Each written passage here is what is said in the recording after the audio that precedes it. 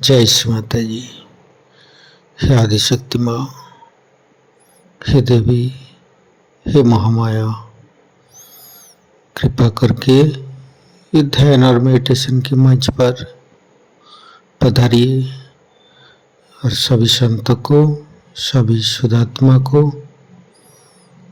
परम चेतनित कीजिए। परम पूज्य श्री माता जी, आज का ध्यान आप खुद करा लीजिए और हमें ध्यान का स्थिति, निर्विचारिता स्थिति प्रदान कीजिए माँ।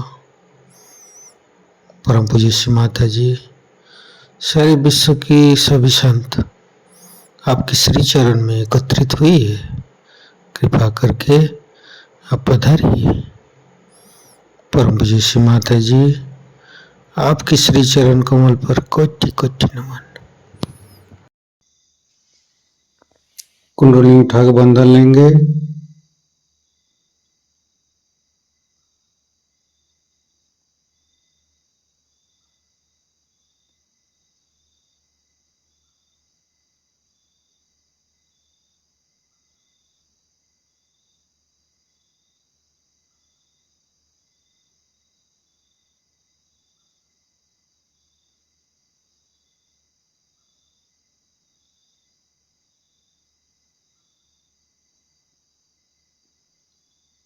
तीनों महामंत्र।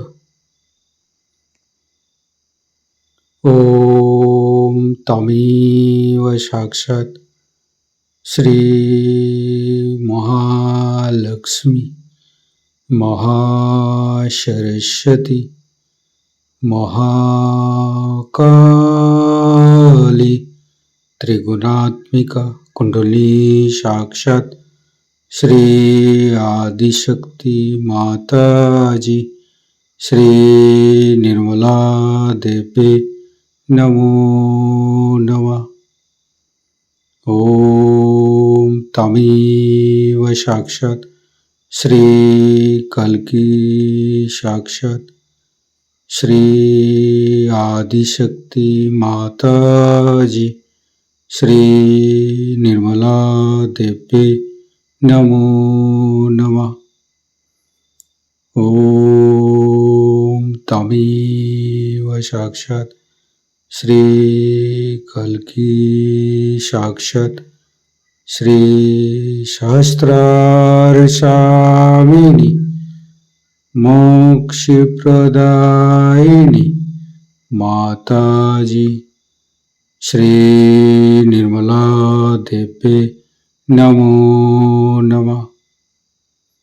गणेश मंत्र। ओम तमेव साक्षात् श्री गणेश साक्षात् श्री आदिशक्ति माता जी श्री निर्मला देवी नमो नमः। दोनों हाथ खुला हुआ परम पूज्य श्री माता जी के सामने, श्री माता जी के बिंदी को देखते हुए अपने मन के अंदर, अपने हृदय के अंदर अच्छे अच्छे चिंता लाते हुए परम पूज्य श्री माता जी कृपा करके आपके श्री चरण कमल की शीतलता हमारे हृदय पर प्रदान कीजिए। परम पूज्य श्री माता जी, हम अज्ञानी हैं, हमारी अज्ञानता के बस में यदि आपकी शान के खिलाफ कोई गलती हुआ हो, कृपा करके आप मुझे क्षमा कर दीजिए माँ। अपना हृदय में परम पूज्य श्री माता जी की श्री चरण की शीतलता महसूस करते हुए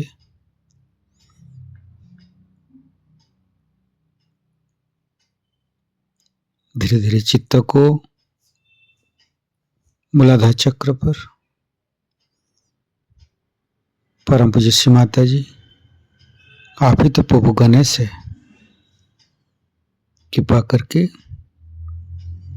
हमारे शरीर के अंदर तीनों नाड़ी सातों चक्र में समस्त दोषों को, समस्त रोगों को दूर कीजिए। हे प्रभु गणेश, कृपा करके आप हमारे अंदर आइए।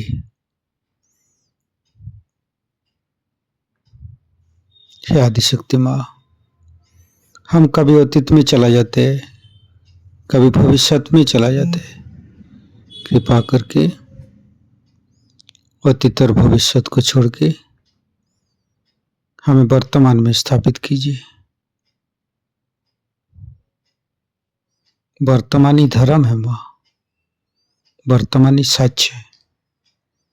कृपा करके हमें वर्तमान में स्थापित कर दीजिए। हम सारे समय, सारे पल, सारे दिन परम चैतन्य माँ के साथ चलते रहते हैं। हमारे सांसें, हमारे जीवन, हमारे समय इस चैतन्य लहरी के साथ, इस चैतन्य लहरी की शक्ति से चलते हैं, जो कि हम सहयोग से ही श्री माता जी के पास से प्राप्त हुई है। धीरे धीरे चित्त को तीनों स्वादिष्ठान को देखेंगे।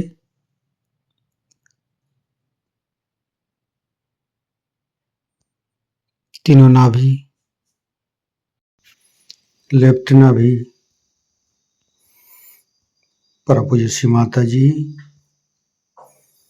कृपा करके आप गृहलक्ष्मी जी के रूप में हमारे लेफ्ट नाभि पर आइए और समस्त दोषों को, समस्त रोगों को दूर कीजिए। लेफ्ट नाभि को सहस्त्रार के साथ जोड़ेंगे।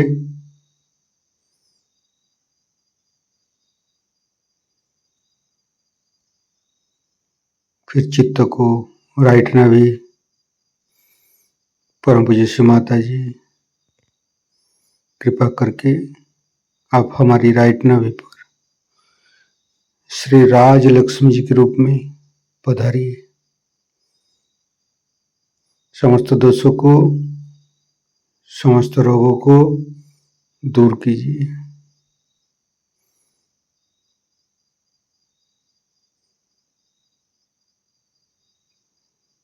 फिर धीरे धीरे चित्त को मध्य नाभि,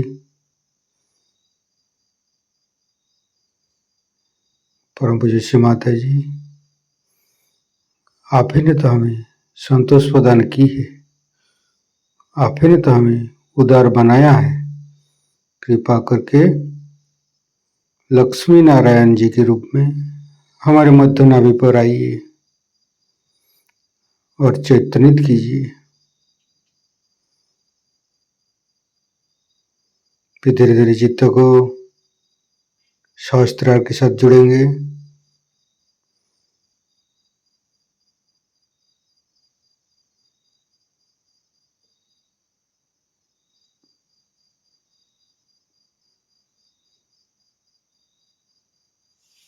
फिर तीनों हृदय, लेफ्ट हृदय, परम पूज्य श्री माता जी, आपकी परम कृपा में तो हम शुद्ध आत्मा है।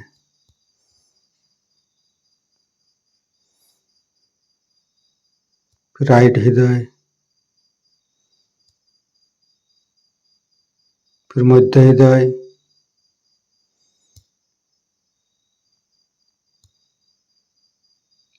विशुद्धि, राइट विशुद्धि, लेफ्ट विशुद्धि, परम पूज्य श्री माता जी, आपकी परम कृपा में हम संपूर्ण निर्दोष है माँ। मध्य विशुद्धि, फ्रंट आज्ञा, बैक आज्ञा, सहस्त्रार। परम पूज्य श्री माता जी, हमारे अंदर अहंकार, पति अहंकार को दूर करके हमारे सहस्त्रार पर आइए, समस्त ब्रह्मरंध को खोल दीजिए।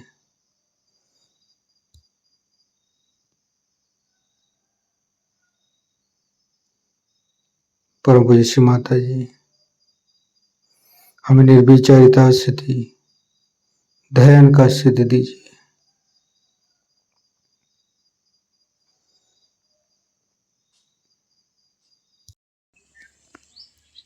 सहस्त्रार के साथ एक एक चक्र को जोड़ेंगे। मूलाधार, स्वादिष्ठान, नाभि, हृदय, विशुद्धि, आज्ञा, संपूर्ण चित्त सहस्त्रार पर रखेंगे। परम पूज्य श्री माता जी, हमारे ऊपर ऐसी कृपा कीजिए ताकि आपकी वाणी को हम सहस्त्रार से ग्रहण कर सके। संपूर्ण चित्त सहस्त्रार पर परम पूज्य श्री माता जी को अमृत बनी हम सहस्त्रार से ग्रहण करेंगे।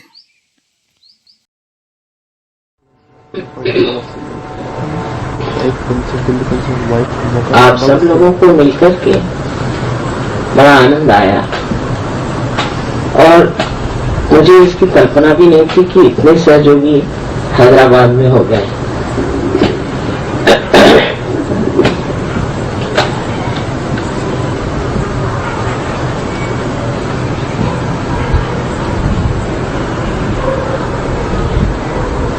एक विशेषता हैदराबाद की है कि यहाँ सब तरह के लोग आपस में मिल गए हैं। जैसे कि हमारे नागपुर में भी मैंने देखा कि हिंदुस्तान के सब और के लोग नागपुर में बसे हुए हैं और इसलिए वहाँ पर लोगों में जो संस्कार है उसमें बड़ा खुलापन है और एक दूसरे की ओर देखने की दृष्टि भी बहुत खुली हुई है। अब हम लोगों को जब सहयोग के नए तरीके से बोलना है तो बहुत सी बातें ऐसी जान लेनी चाहिए कि सहयोग ये सत्य स्वरूप है और हम लोग सत्यनिष्ठ हैं। जो कुछ असत्य है उसे हमें छोड़ना है।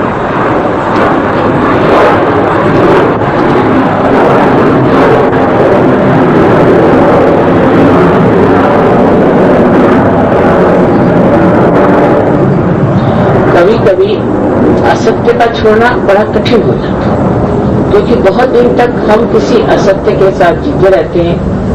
फिर कठिन हो जाता है कि उस असत्य को हम कैसे छोड़ें।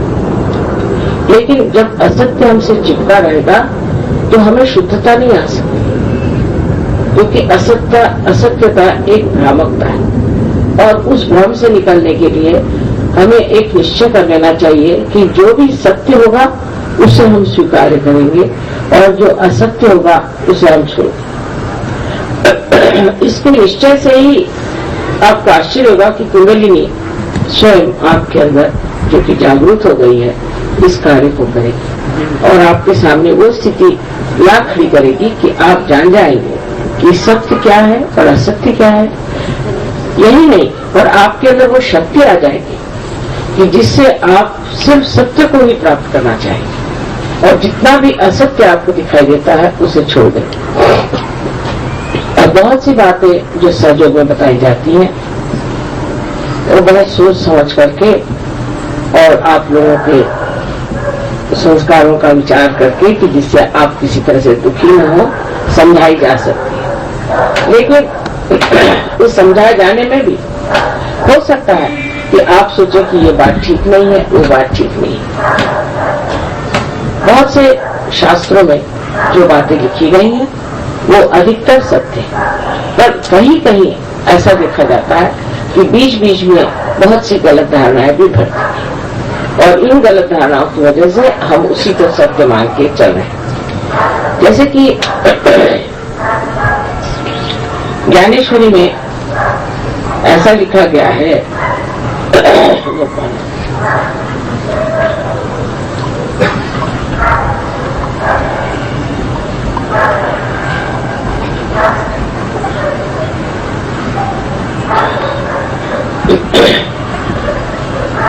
कि जब कुंडलिनी का जागरण होता है तो आप हवा में उड़ने लग जाते हैं और आप पानी पे चलने लग जाते हैं और आपको बहुत सात समुद्र के दूर की बातें दिखाई देती हैं। अभी अशक्य है, क्योंकि ज्ञानेश्वर जी एक संत थे, महान संत थे। हम लोगों को उस पर सोचना चाहिए कि संत लोग जनहिताय जन सुखाय संसार में, वो इस तरह की बातें मनुष्य को सिखाकर कौन सा सुख देने वाले, उससे कौन सा आराम होने वाला है कि आप हवा में उड़ने लग जाए तो क्या विशेष हो जाए, या अगर आप पानी पे चलने लग जाए तो क्या विशेष हो जाए। लेकिन जिस चीज से हमको असल में लाभ होता है वो है हमारे अंदर का परिवर्तन और हमारा परमात्मा से संबंध होना। और उसी ज्ञानेश्वरी में लिखा गया है कि पसायदान, यानी ये कि वो कहते हैं कि अब विश्व के जो आत्मा है, विश्वात्मक जो है, उन्होंने खुश होना चाहिए क्योंकि मैंने वाणी का यज्ञ किया है और अब आप ऐसा पसायदान दे, ऐसा चैतन्य दे जिससे सारे संसार में परिवर्तन आ जाए। और सारी बात परिवर्तन की लंबी चौड़ी, तो ये समझ लेना चाहिए कि जो पहली बात थी वो किसी ने उसमें भर दी, क्योंकि ऐसी बात ज्ञानेश्वर जी को भी लिख ही नहीं सकते कि आप हवा में उड़ेंगे या आप पानी पे चलेंगे, इससे क्या लोगों का फायदा होने वाला। वैसे ही हम लोग हवा में उड़ रहे हैं, वैसे ही जहाज में चल रहे और वैसे ही दूरदर्शन से हम देखते हैं दूर, इसमें कुंडलिनी की क्या जरूरत है। सो कुंडलिनी से जो कार्य होना है उसको समझना चाहिए। और जिस तरह से भी हर एक ग्रंथ को हम पढ़ते हैं तो इसमें ये सोचना चाहिए कि इसका विचार जो है वो सत्य को पकड़ के है या नहीं। इसी प्रकार हमें गीता में भी हर धर्म शास्त्रों में गलत चीजें मिलती है। जैसे कि गीता में लिखा हुआ कि आपका जन्म जिस जाति में होता है वही आप जाति हो जाते, कभी हो ही नहीं सकता, क्योंकि जिसने गीता लिखी वो कौन थे? व्यास। और व्यास किसके लड़के थे आप जानते हैं कि एक ढीवरनी के, एक मच्छीहारनी के लड़के थे जिनकी शादी भी नहीं। ऐसे के जो बेटे थे वो थे व्यास। वो ऐसा कैसे लिखेंगे कि आपकी जो जन्म से जाति होगी वही जाति हो जाएगी। लेकिन कहा गया है कि या देवी सर्वभूतेषु जाति रूपेण संस्थिता, माने सबके अंदर बसी हुई उसकी जाति है। जाति है, जाति का मतलब होता है जो हमारे अंदर जन्मजात, हमारे अंदर जो एक तरह का रुझान है, एप्टीट्यूड है। हमारे रुझान कहाँ है, हम किस और रुझे हुए हैं। बहुत से लोग हैं जो कि पैसे को खोजते रहते हैं, बहुत से लोग हैं जो कि बड़ी सत्ता को खोजते रहते हैं, लेकिन ऐसे भी बहुत से लोग हैं जो कि परमात्मा को खोजते हैं। जिसकी जो जाति, माने जिसका जो रुझान है, जिसकी जो एप्टीट्यूड है, वो उसके अंदर एक बसी हुई एप्टीट्यूड है। इसका मतलब यह है कि सहयोग में वही लोग आएंगे जो परमात्मा को खोजते हैं, जो ब्रह्म को सोचते हैं और जो इस ओर ध्यान देते हैं कि हमें परम को प्राप्त करना है और दुनियावी चीजों में क्या रखा। पहले ऐसे ही लोग आएंगे, प्रथम में ऐसे ही लोग आएंगे जो कि वास्तविक में सोचते हैं कि किसी तरह से परमात्मा को प्राप्त कर लें या इस परमात्मा चीज को जान लें या इस आत्मा में हम लोग समा जाएं। इस तरह के जो लोग सोचते हैं, किसी भी वजह से, किसी भी पुस्तक के पढ़ने से या किसी संत साधुओं के साथ रहने से, किसी गुरुजनों के साथ रहने से, जो लोग इस तरह का सोचते हैं पहले सहयोग में आते हैं। इसलिए आप देखिएगा कि सहयोग की प्रगति धीरे होती है और सब चीजों की प्लास्टिक प्रगति है। हजारों आदमी आप पालेंगे कि जो किसी गुरु के पीछे में दौड़ेंगे, लेकिन फिर वो छोड़ देते हैं, उनको कोई लाभ नहीं होता, उनको पैसा ऐसा देते हैं और किसी तरह से ठीक हो जाते। लेकिन हमको ये सोचना चाहिए कि जो सच्चाई होती है और जो जीवंत चीज होती है वो धीरे धीरे पनपते हैं, एकदम ज्यादा नहीं पनप सकते। आपको अगर एक वृक्ष में फूल आने हैं तो पहले 1-2 फूल आते हैं, फिर 4-5 फूल आते हैं, फिर धीरे धीरे उसमें अनेक फूल आ जाते हैं। तो मनुष्य को ये जब सहयोग की ओर रुझान हो जाती है और वो सहयोग में आ जाता है तो उसको कभी कभी बड़ा दुख होता है और उसे लगता है कि आखिर इतने धीरे धीरे सहयोग क्यों बढ़ती है, सहयोग की प्रगति इतनी धीरे धीरे क्यों। लेकिन उसकी वजह अब आप समझ गए कि ये जीवंत चीज है और इस पे किसी पर जबरदस्ती हम नहीं कर सकते। हम किसी को कहें कि आप पार हो गए तो नहीं हो सकते, ये होना पड़ता है। जब तक ये होना नहीं होगा, जब तक ये बात घटित नहीं होगी, तब तक हम नहीं कह सकते कि ये हो गया। जैसे कि एक हमारे साथ दीदी जी थी, वो गई अमेरिका, उनका लड़का आया होनोलुलु से, तो मुझे कहने लगे कि माँ इनको आप पार करा। तो मैंने कहा ये होते नहीं, मैं क्या करूँ, तुम करा दो पार। मैंने जब आपसे नहीं होते तो मैं कैसे करूँ। तो फिर क्या मैंने कहा क्या उसको झूठा सर्टिफिकेट दे दे, वो तो पार हो गया, मैंने उससे क्या फायदा होने वाला। मैंने कहा यही बात, इसलिए ये घटित होना पड़ता है और ये सत्य स्वरूप प्राप्त होना चाहिए।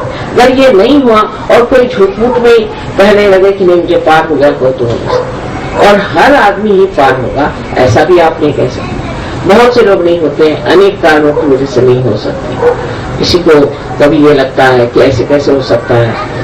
ज्यादातर लोगों में तो ये विचार आता है कि जब कभी हुआ नहीं, उसके लिए इतनी तपस्या करनी पड़ती थी, हिमालय जाना पड़ता था, ये करना पड़ता था, तो अब हमें कैसे हो।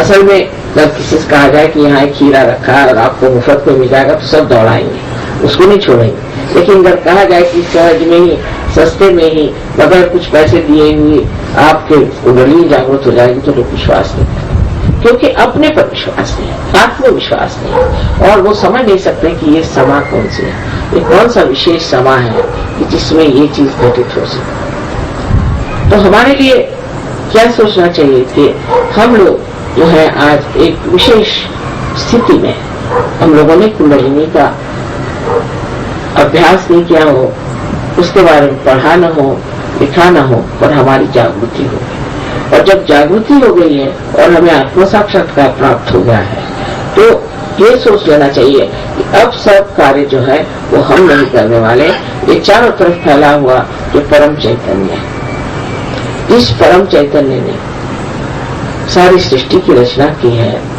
आज उसी परम चैतन्य से हम एकाकारिता प्राप्त कर चुके हैं और उस परम चैतन्य का ही ये कार्य है कि वो हमारे सारे कार्य करेगा। तो हम कुछ भी नहीं कर रहे, हम तो अकर्म में खड़े हैं। जैसे कि आज इसका कनेक्शन है आपका विंग से लग गया, तो मैं इसमें बोल रही हूँ तो सुनाई दे रहा है, इसका उपयोग हो रहा है।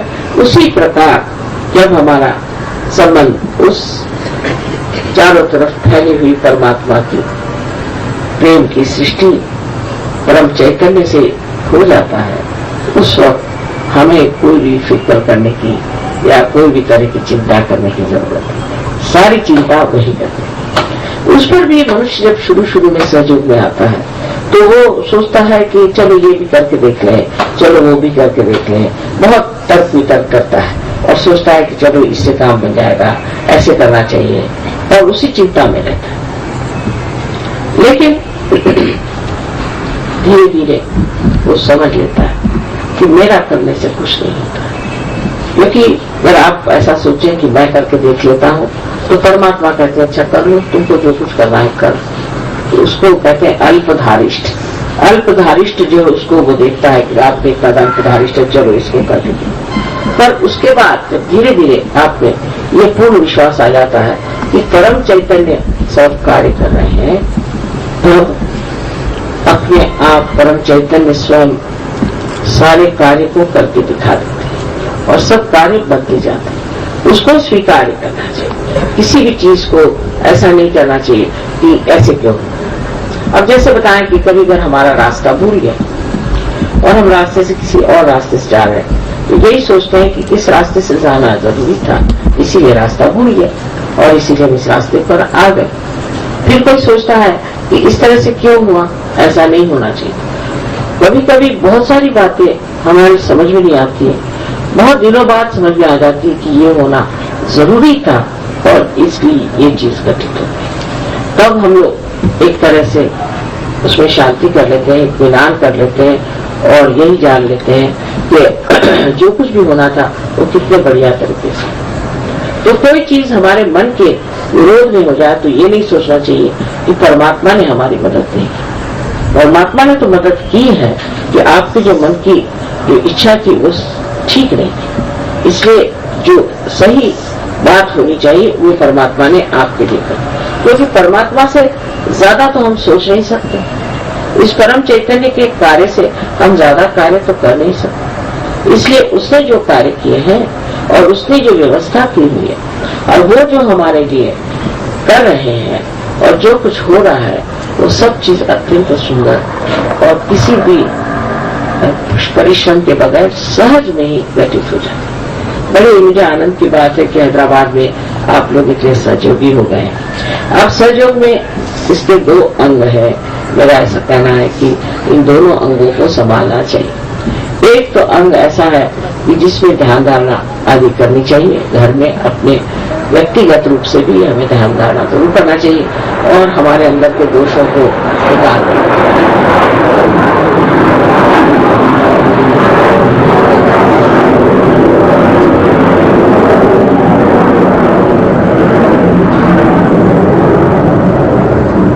ध्यान धारणा की जो हम लोगों की प्रणाली है बहुत ही सरल सहज है।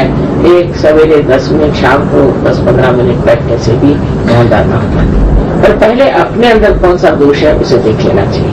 बहुत बार लोग ये नहीं समझते कि कोई राइट साइडेड है कोई लेफ्ट साइडेड है, तो वो उल्टे इलाज करने शुरू हो जाते हैं। इसलिए पहले जान लेना चाहिए कि हमारी कौन सी दशा है, हमारा कौन सा चक्र पकड़ रहा है, हम कहाँ हैं, ये सब आप लोग जान सकते हैं। आप जब फोटो की ओर ध्यान करेंगे तो आप जान लेंगे कि आपकी इस चक्र में दोष है कि उस चक्र में दोष है, और उसको पूरी तरह से समझ करके पूर्ण उसके ज्ञान के साथ में उसको आपको सुलझा लेना चाहिए। उसको सुलझाने के बाद में ये व्यक्तिगत हो गया, फिर आपको सामूहिकता में उतरना चाहिए। और सामूहिकता में उतरते वक्त आपको जान लेना चाहिए कि अपना हमें दिल खोल लेना चाहिए। जिस आदमी का दिल खुला नहीं है वो सामूहिकता में उतर नहीं सकता। बहुत से लोग संकुचित प्रवृत्ति के हो गए हैं, कारण उन्होंने वो जाना नहीं कि दुनिया कितनी अच्छी है और कितनी हम इसे अच्छी बना सकते। जिसने अच्छी व्यवस्था देखी ही नहीं, जिसने अच्छा सुंदर सा संसार देखा ही नहीं, उनको विश्वास ही नहीं होता कि ऐसा संसार हो भी सकता है। इसलिए वो अपने संकुचित हृदय से रहते हैं। और दूसरी बात उसमें ऐसी होती है कि जब हम औरों के ओर नजर करते हैं तो पहले हमें उनके दोष दिखाई देते हैं। जब हम दूसरों के दोष देखने लगते हैं तो हमारे अंदर ज्यादा दोष आ जाते हैं। लेकिन हम उनके गुण देखें, उनकी अच्छाई देखें और उनकी सुंदरता को देखें तो हमारे अंदर भी वो सुंदरता आ जाएगी और उस आदमी के जो दोष होते हैं वो भी लोप हो जाएंगे। जब दूसरा कोई है ही नहीं, जब वो हमारे ही शरीर का एक अंग मात्र है, तो फिर उसमें दोष देखने से क्या फायदा। दोष को हटाना ही चाहिए और दोष को हटाने का सबसे अच्छा तरीका है कि उसको किसी तरह से सुलझाकर प्रेम भाव से ही उसको हटाया जाता है, क्योंकि अपना सारा कार्य जो है वो प्रेम की शक्ति का है और प्रेम ही सत्य है और सत्य ही प्रेम है। जो प्रेम की शक्ति को इस्तेमाल करेगा वो बहुत ऊंचे उठ जाता है। हृदय को खोल करके प्रेम से आपको दूसरों की ओर देखना। इस तरह से एक तो ये आपका अंग है जिसमें आप अपनी व्यक्तिगत दृष्टि में प्रगति करते हैं और एक आप समष्टि में प्रगति करते हैं जो दूसरों के साथ मेल जोल प्यार हो जाए। जिसका मेल जोल दूसरों के साथ नहीं बैठता तो उसको सोच लेना चाहिए कि वो सहज नहीं। जिसका जो प्रश्न खड़े कर देता है, जिससे लोगों को तकलीफ हो जाए, जिससे आपस में प्रेम न बढ़े, बैर बढ़ जाए, आपस में झगड़ा हो जाए, ऐसा आदमी सहज नहीं है। और ऐसे आदमी से बच कर रहना चाहिए, क्योंकि ऐसा आदमी एक भी आम खराब हो जाए तो सारे आम वो खराब कर सकता है। तो वो आदमी इधर से उधर लगाएगा, इधर से उधर बात करेगा, इसके खिलाफ बोलेगा, उसके खिलाफ बोलेगा। इसलिए किसी भी सहयोगी की निंदा सुनना हमारे सहज में एक पाप सा है।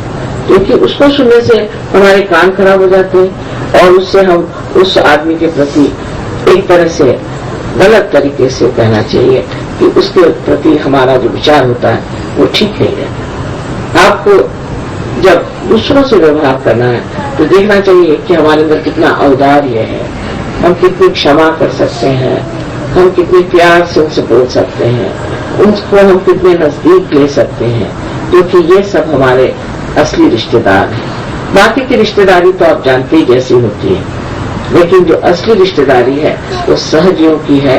और आपको जब पता होना चाहिए कि 40 देशों में आपके भाई बहन बैठे हुए हैं और जब कभी आप उनसे सब मिलेंगे तो आपकी तबीयत खुश होगी। दूसरी जो स्थिति है उसमें है सहयोग का ज्ञान होना और सहयोग का प्रचार। ये भी अत्यावश्यक है, विशेषतः औरतों के लिए, स्त्रियों के लिए, क्योंकि स्त्री जो है वो शक्ति स्वरूपिणी है। उसको समझ लेना चाहिए कि कौन सा चक्र पकड़ता है तो कौन सी उंगली पकड़ती है, कौन से पैर में उंगली पकड़ती है, उसको कैसे निवारण करना चाहिए, उसके क्या दोष हैं, उससे क्या बीमारियां हो सकती हैं, किस तरह से हम लोगों को ठीक कर सकते हैं, कौन से दोषों से हम जान सकते हैं कि कौन से चक्र पकड़े हुए हैं, उसका निवारण कैसे करना चाहिए आदि जो कुछ भी ज्ञान है, कुंडलिनी के बारे में ज्ञान क्या है आदि सब बैठ करके मनन करके सोच करके और आपको जान लेना चाहिए। लेकिन अधिकतर लोग सहयोग में आने के बाद उसके ज्ञान की ओर ध्यान नहीं देते, उनको ज्ञान नहीं रहता है और सहयोग करते रहते, तो उसका ज्ञान होना अत्यावश्यक है। क्योंकि ऐसे तो दुनिया में बहुत से लोग आए जो कि हम देखते हैं कि पार हैं, बच्चे हैं बहुत सारे, वो भी ऐसे पैदा होते हैं जो कि सहजी हैं, लेकिन उनको सहज का ज्ञान नहीं। तो माँ लोगों को चाहिए कि वो जाने सहज क्या चीज है, उससे वो अपने बच्चों को भी समझ जाएंगे और ये भी समझ जाएंगे कि कोई बच्चा जो कि सहज में पैदा हुआ है वो क्यों ऐसा करता है, उसकी क्या बात है। उस समझने के लिए इसका ज्ञान होना आपको बहुत अत्यावश्यक है। जिन लोगों को इसका ज्ञान नहीं होता है वो लोग समझ नहीं पाते कि क्या बात कर रहे हैं, ये क्या कर रहे हैं, और उनको इसका असर नहीं आता। इसका इसलिए बुद्धि से ज्ञान होना बहुत जरूरी। और जो चौथी चीज बहुत जरूरी है, सहयोग का प्रचार।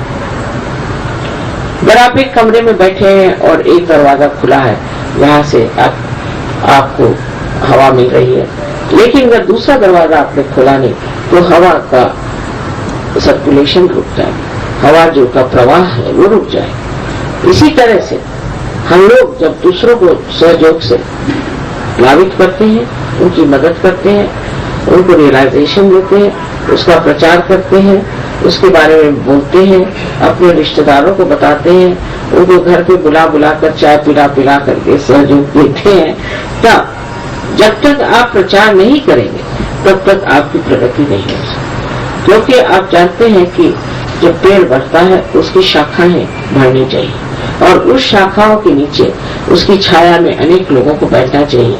नहीं तो ऐसे अनेक पेड़ हैं और हम लोग तो वटवृक्ष के जैसे हैं, और इसलिए हमें चाहिए कि हम इसके प्रचार में पूरी तरह से सहायता करें। उसके लिए जो जो जरूरतें होंगी वो हमें करनी चाहिए, उसकी ओर हमें मुड़ना चाहिए, उसके प्रति हमें पूरी समय से पूरी तरह से समर्पित होना चाहिए और अपना पूरा समय हम सहयोग के लिए क्या कर सकते हैं, हम सहयोग में कौन सा प्रदान कर सकते हैं।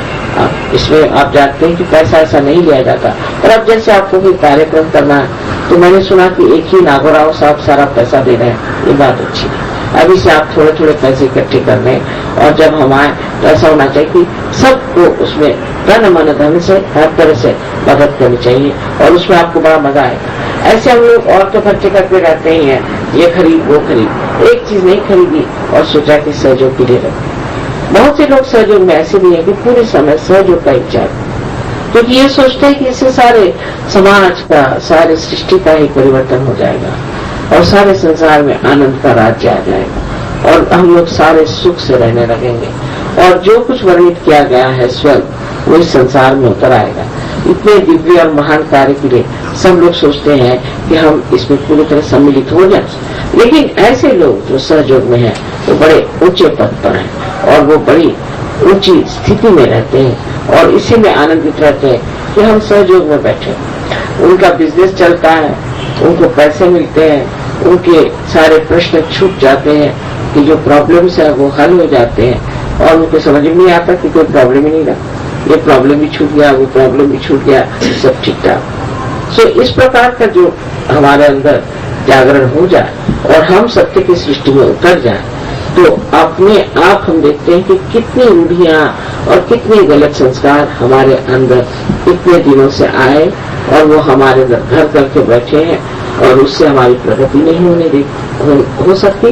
तो चाहे कुछ भी हम सोचते रहे होंगे पिछले में, कुछ भी हमारे माँ बाप ने बताया हो, कुछ भी हमारे समाज ने हमें समझाया हो, हमारे ऊपर एक बड़ा भारी उत्तरदायित्व है, जिम्मेदारी है, रिस्पॉन्सिबिलिटी है कि हम ऐसा समाज बनाए कि वो शुद्ध निर्मल हो और उस शुद्ध निर्मल में हमारी धारणा रहे और उस धर्म में हम स्थित रहे। आप सबको मेरा अनंत आशीर्वाद।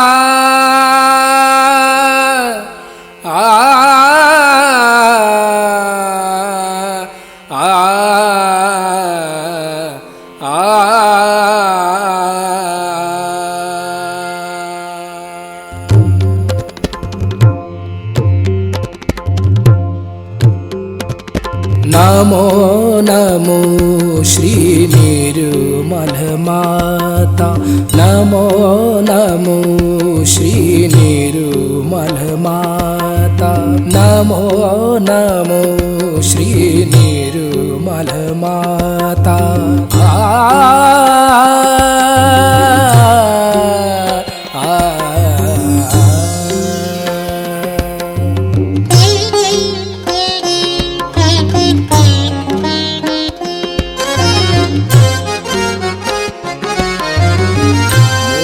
मोक्षदायिनी हे परमेश्वरी, मोक्षदायिनी हे परमेश्वरी, मोक्षदायिनी।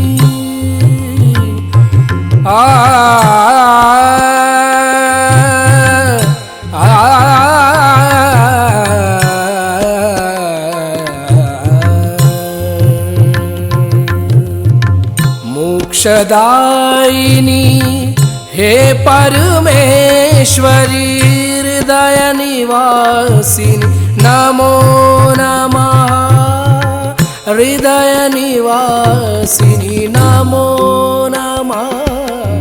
नमो नमो श्री निर्मल माता, नमो नमो।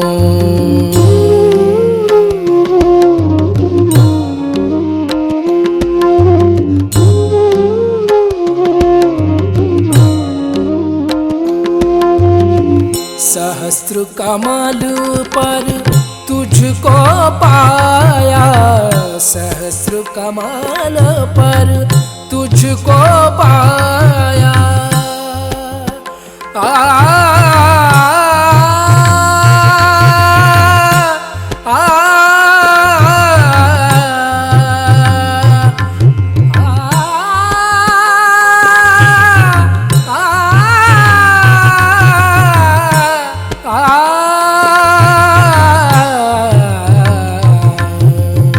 सहस्र कमल पर तुझको पाया, सहस्र कमल पर तुझको पाया।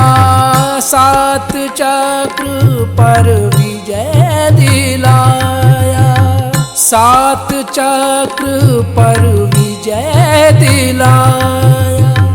ब्रह्म ज्ञान से हमें मिलाया, ब्रह्म ज्ञान से, ब्रह्म ज्ञान से, ब्रह्म ज्ञान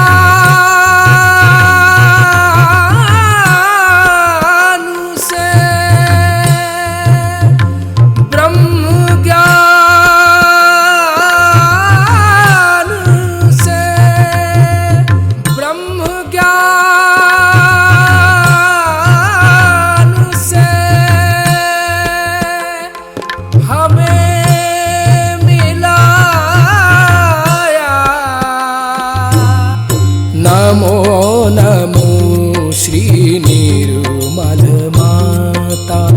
नमो नमो श्री निर्मल माता नमो नमो श्री निर्मल माता नमो नमो श्री निर्मल माता नमो नमो नमो नमो नमो नमो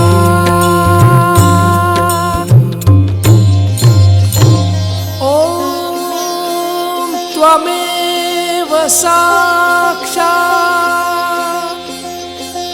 श्री सहस्रार स्वामिनी मोक्ष प्रदायिनी माताजी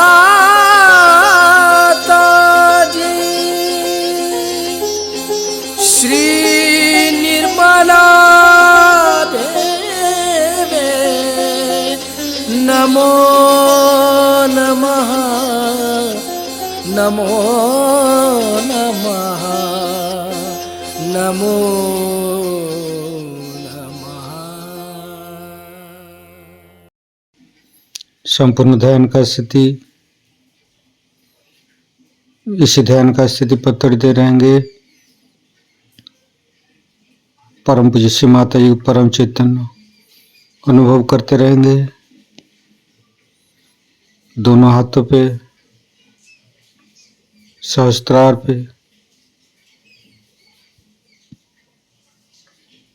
परम पूज्य श्री माता जी आज अपने ध्यान करा के जो परम चैतन्य अनुभव कराया, इसके लिए मैं आपको कोटि कोटि नमन।